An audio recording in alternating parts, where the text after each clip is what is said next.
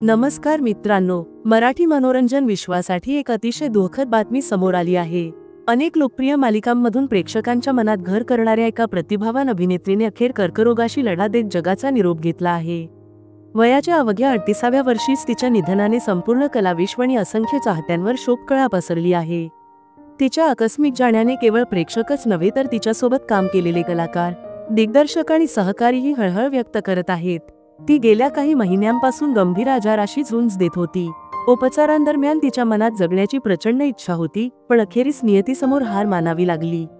तिचा जिवलग मित्र आणि मराठी चित्रसृष्टीतील एक लोकप्रिय अभिनेता सुबोध भावेने अलीकडेच एका मुलाखतीत तिच्या शेवटच्या दिवसांबाबत काही आठवणी शेअर केल्या। सुबोधने सांगितले की आजारपणाच्या काळात तिचा पती शांतानु मोघे हा तिच्या सोबत कायम खंबीरपणे उभा होता। त्याने तिच्या उपचारासाठी स्वतःचे व्यावसायिक काम थांबवले होते आणि संपूर्ण वेळ तिच्या सेवेत घालवला। सुबोधच्या म्हणण्यानुसार तिच्या निधनाच्या आदल्या रात्री एक विशेष क्षण घडला होता। शांतानुने नुकतीच एका मालिकेत भूमिका स्वीकारली होती आणि त्या मालिकेचा पहिला भाग त्या रात्रीच प्रसारित झाला होता।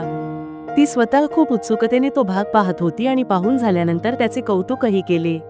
मात्र त्यानंतर दुसऱ्याच दिवशी सकाळी तिने शांतपणे अखेरचा श्वास घेतला। त्यावेळी तिच्या शेजारी तिची आई आणि पती शांतानु उपस्थित होते।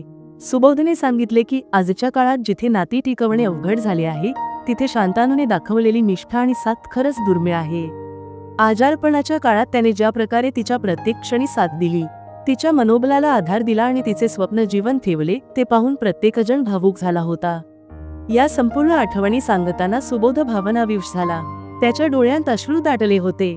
त्याने सांगितले की तिची उणीव कधीही भरून निघणार नाही, तिची जागा कोणीच घेऊ शकणार नाही, पण तिच्या कलाकृती आणि गोड आठवणी कायम चाहत्यांच्या मनात जिवंत राहतील। ही अभिनेत्री जरी आज आपल्यात नसली तरी तिचं कार्य, तिचा संघर्ष आणि तिचं हसतमुख व्यक्तिमत्व हेच तिचं खरं स्मारक राहील आणि ते कायम मराठी कलाविश्वाला प्रेरणा देत राहील।